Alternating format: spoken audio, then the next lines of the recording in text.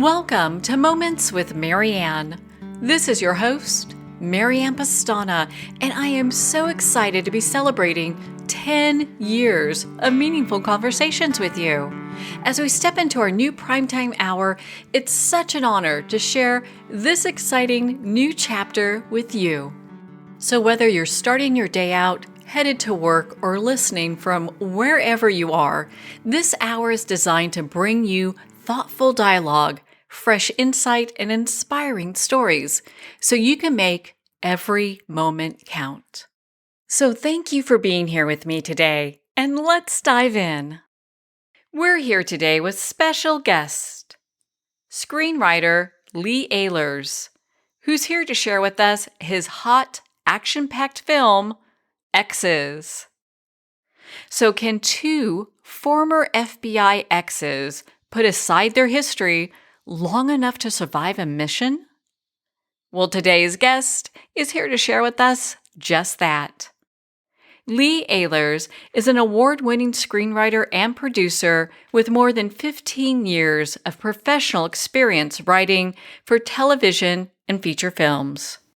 Over the course of his career, he has optioned or sold more than 20 screenplays, earned numerous screenwriting awards, and developed projects across multiple genres, specializing in commercial, character-driven storytelling with a healthy dose of action and comedy. So welcome to the show, Lee Ehlers. Well, thanks for having me. I am beyond excited. Well, what an honor it is to have you here, and not only to talk about this film, but your life and as a screenwriter. What even got you into doing that? So my whole life, I knew I wanted to tell stories for a living, but I didn't know what that meant. It sounds like a ridiculous desire, and anytime I told anybody, it sounded like a ridiculous desire. And everyone, when you'd say like, "Hey, I want to write for a living," people would always be like, "That's great, Bucko, and really cool sport, but like, what do you really want to do?" And it's like, "No, I want to write." And it's like, yeah, but like for a living." And so you constantly get that, even like subtle rejection, straight up to like, "That's stupid. That's never going to happen. Find a real job," right? Um, and I'm 44 years old, so when I was younger, in like, growing up in Michigan, the only two paths to writing success would have been like prose, like writing novels, or journalism. And that's just like not my voice. So I just kind of thought I didn't have it. And when so out of college, I went to Michigan State, go green, and became a cop. And um, that's when I discovered blogs, like that came out, and blog writing was like a different style. And I was like, okay, I can do this. And so I wrote a blog about being a cop and all the stuff funny stories I dealt with and all that. And then it was the first time in my life people read what I wrote, people that didn't even like me. And they were like, wow, this is really good. Like, this is different. You have a very unique voice. And that kind of propelled my journey to discover screenwriting. So let's talk about your journey in law enforcement. What first led you there? Because that seems like such a difference between law enforcement and now you're a screenwriter. Yeah, it's not a story as old as time, I suppose. So for me, like, I don't know, like a big through line is I hate bullies. I hate injustice, as stupid as it sounds. So I just really, and I love sports and, guy stuff and all that. So law enforcement seemed like a really good way for me to, stay in shape and chase bad guys and drive cars fast and all that type of stuff. And it was also like a way I knew I could get a job and make money, versus this idea of like storytelling for a living. I got very fortunate. I met the love of my life when I was 15 years old. Went to high school with a girl named Erin, and we fell in love. And so I also had to go to college and find a way to make money and pay for all this stuff and marriage and weddings. And so law enforcement was like a way to pay the bills, do stuff, and then kind of figure out this whole writing thing down the road. So what do you remember the most about your early years with Aaron? Biggest thing is that I never liked myself. I struggled a lot with depression. I struggled a lot with self-worth. And just had a lot of demons. And Aaron was like the day I met her, she was the most content person I'd ever come across. She was super special and just pure, just a good person. And I felt unconditional love for the first time ever. And I I don't know, it was just like everybody talks about their person like, oh, she lights up a room and it's like, no, they don't. They're normal people. Erin was the most unique person of all time. And for whatever reason she liked me back and it was amazing. Well, it sounds like she lit you up as opposed to Yeah. light up a room. You know, it's that person that you really had that deep connection with. And I know that you have shared that Erin has since passed. Can you share a little bit about her journey with us? Yeah, so we met at 15, but she was dating this jabroni at the time, so it took me about a year and a half to steal her away. Started dating in high school, went to separate colleges. Um, and then we were, dated off and on there. And then, but I always knew she was the one. Like I always knew. And then we got married right out of college. I went to law enforcement. We spent, a total of, well, we spent a lot of time together and married. And then when she was 39, um, we had our third kid. It was all through like in vitro fertilization. And when she stopped breastfeeding, uh, with our third kid, the milk just like kind of wasn't going away. And this was all through COVID. So we had dealt with all that stuff. And so they gave her some antibiotics and it just still was, she was having issues. And so it was like, this is kind of weird. So she went in for for a mammogram. Mammogram came back weird. She went in for, a bunch more tests. And ultimately they said she had breast cancer and it was inflammatory breast cancer, which is a very rare form. So we started the battle, coordinating between Providence Hospital in Novi, Michigan, and MD Anderson in Houston, um, and it's a very scary uh, form of cancer. It's very aggressive, and it's very likely to jump. And about 2.5 years later, it metastasized to her brain, and she had several lesions, and so she was terminal at that point. But what they tell us with that sort of cancer, it's not that you're necessarily going to die right away. It's just that they don't have the means to cure it, but they can battle it. And so we battled it for another 2-ish years until she finally passed away about a year and a half ago. Again, I'm so sorry for your loss. That must have been just a really difficult time and continues to be. Yeah, it's rough. We have 3 little kids. And I've been with her on this earth longer than I haven't been. So that was kind of the thing where who am I without her? Like I don't find your identity, finding purpose, finding a lot. And the saying I've always said that got me through was, the kids lost mom, they just can't lose dad. So I didn't have the luxury of falling apart. I'm not saying I'm badass or tough or anything. It was just like I just couldn't. Like kids need me. And my kids are at the time they were 10, 7, and 5. So it was like they're looking to me. I gotta keep going. Yeah, keep making things happen. I mean, what has writing meant to you during this difficult time in life? So it's funny because like as a creative, my craft, my art, whatever you want to call it, my passion, it's been a love-hate relationship for sure, where there's times where I just wish I could quit, be a normal person, be a muggle, right? Just punch in, punch out, golf on the weekends and call it a day.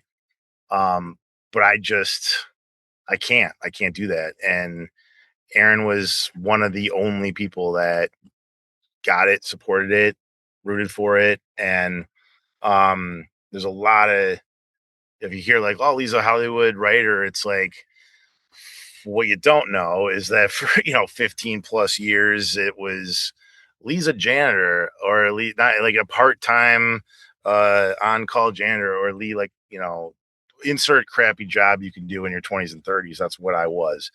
And so for a long time writing was something I hated and struggled against, whereas when she passed it gave me purpose and we'll kind of get into how it worked out that way. But yeah, just something constructive to do, because grief is not, sadness and grief are not constructive.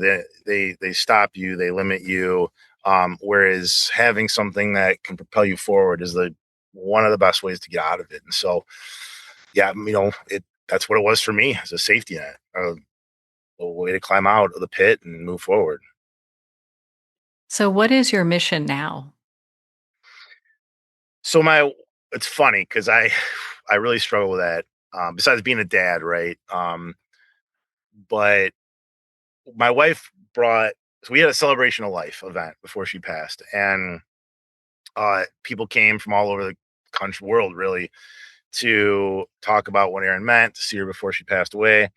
And it was really interesting to me because, like, we had like a video thing we put together where people talked about what she meant to them, and nobody knew what each other was saying because they were from all over the place. And but everybody's message was the exact same. It was, they were living life, things were rough, they met Erin, she brought light into their life and made it better. And so when she passed, I was like, man, I don't know how to do that for people because I don't have it. Like Erin did. She's special. I didn't. And when we were making X's, our last movie, um, I realized that it was, every time I talked to someone that was a part of our movie, they would say similar things. Like they've been struggling in the industry. They weren't getting jobs, or they were getting jobs that were terrible and they really bummed them out. They're on the verge of quitting, and they got on our film, and it was like light. It reminded them of why they wanted to do this and their passion. And I was like, this is what I can do. This is the way I can keep making people's lives better and pass that legacy on. So that's kind of what we're doing now, is me and my creative partner, Matt Cohen. We create, fun action comedies that just bring joy to people's lives. So, let's talk about your film Exes for a moment. Can you tell us a little bit about it? Yeah, it was one of those things where so my buddy Matt, what talked about, he was on show Supernatural for a long time, and then he's been on various other shows since. And he was frustrated because he's reliant on other people to get him work. And I was frustrated because you can write a script and you're reliant on other people to make it. And so it's like we both were passionate about these crafts, and we both had too many gatekeepers between us and audiences. And so and we've made a couple of, movies in the past. We've done things, but Matt wanted to direct, and we both wanted to produce and just get something out there. And so we came up with a premise of X's. It's basically two FBI agents were partners and they were married, and a bunch of stuff happens. They're now divorced and they hate each other. And when someone tries to kill them both, they're forced to band together just long enough to figure out who's after them, and, kind of rekindle this love and all these things. And so he's married, I'm married. It was like all these things where we could interject real life into it, and all the fights you've had, squabbles with even the best marriages and relationships. And so we said, screw it, let's do it. And Matt directed it. He starred in it. He got a bunch of his really good friends from Supernatural to be in it. And it was, it did, like I said, all the light, all the people we got to collaborate with us. And it checked every box, did everything we wanted to do. It just really sucked because while Erin got to see it get made, the last week of filming is when we were in LA at the time. I had to fly back to Michigan, and we had to put her into hospice, and that's where, you know, she passed away. So there's a dedication to her at the end of the film, but she got to see it, but she didn't get to see the final product, which kind of still beats me up a little bit. Was she involved in any of the critique that happens, any of the input? Yeah, like in the sense that she's we had a great marriage. We obviously, every marriage, there's stuff, right? And so I'd write out, our bickering, arguing between these two characters, and then have her read it, and she would kind of give her feedback on maybe why something was important to her that, like there's little things, like she had throw pillows in the bed that I wasn't allowed to put my face on. And it never made any sense. Like, we have pillows in our bed I can't sleep on. What is this about? So like she'd yell at me for not loading the dishwasher, then I'd load it and she'd reload it because I didn't load it the right way. So there's just little things in there that were actual, not even fights, right? But just like stuff. And so it was fun because we could kind of make light of the things that had driven us nuts about each other. Well, I think it's interesting to hear the feedback that she offered. And yeah, those pillows you don't put your face on. No one does. You know?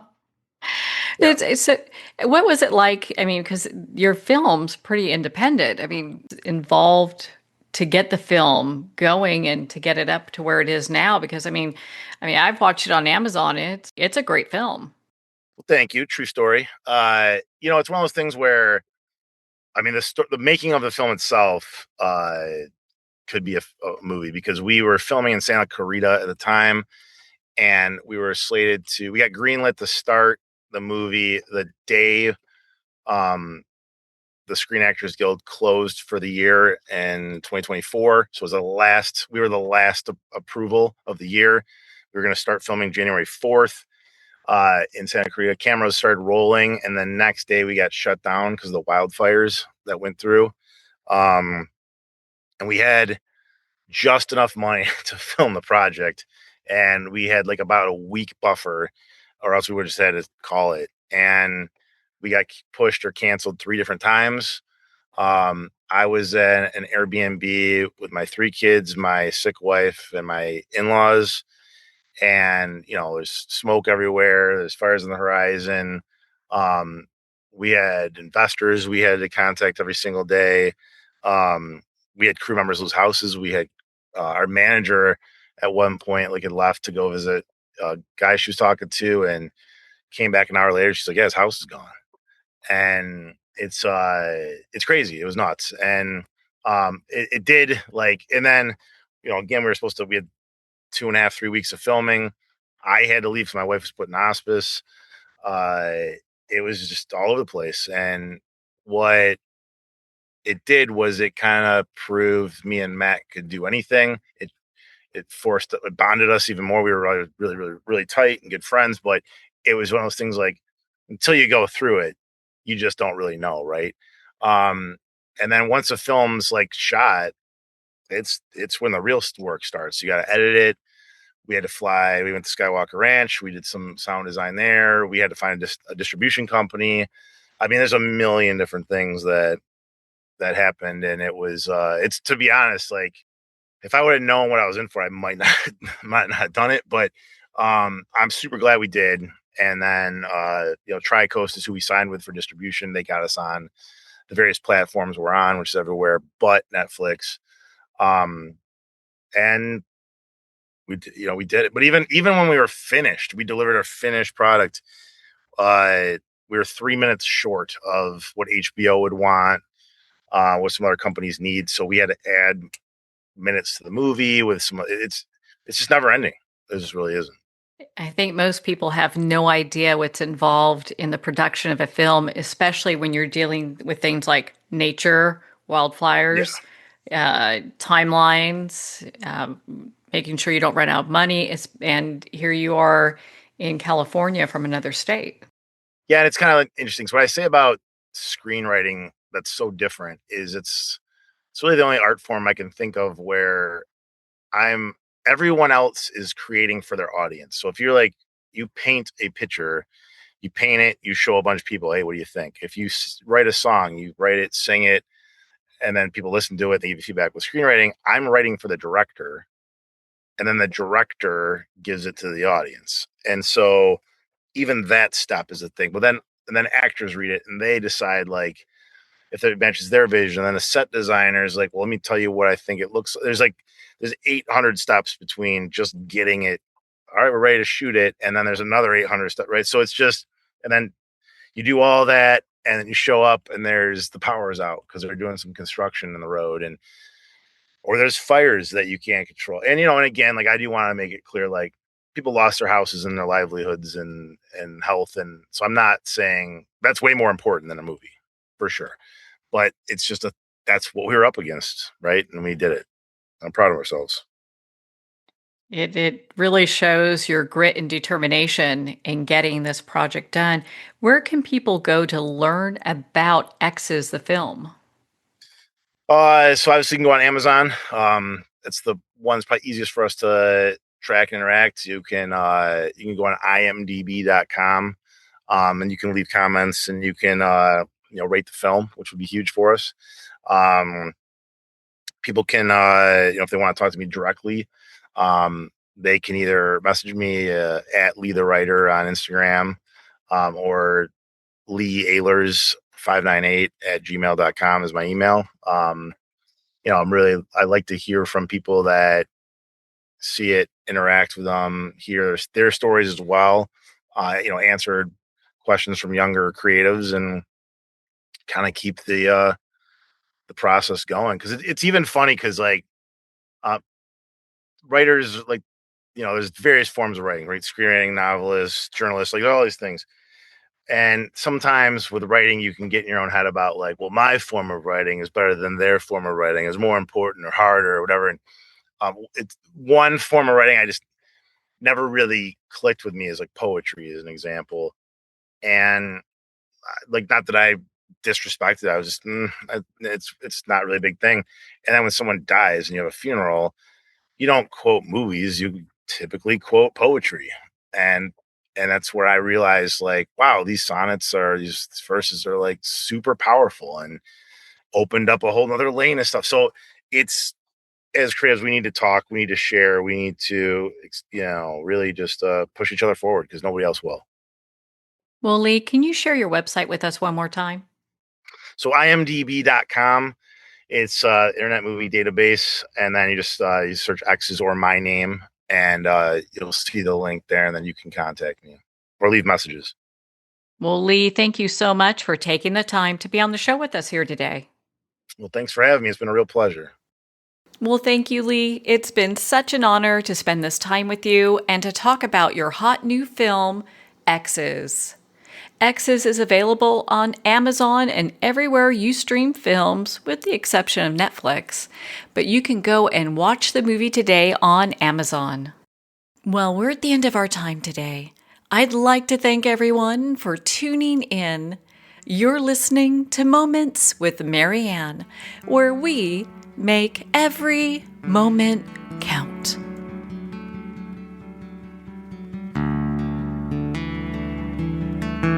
In a single moment, your life can change. Moments with Marianne is a transformative hour that covers an endless array of topics with the best of the best. Her guests are leaders in their fields, ranging from inspirational authors, top industry leaders, and business and spiritual entrepreneurs. Each guest is gifted and a true visionary, a recognized leader in her own work, and while teaching others to develop, refocus, and grow, Marianne will bring the best guest and sometimes a special surprise. Don't miss this. You never know just which moment will change your life forever. Make sure to tune in and visit momentswithmarianne.com for more information.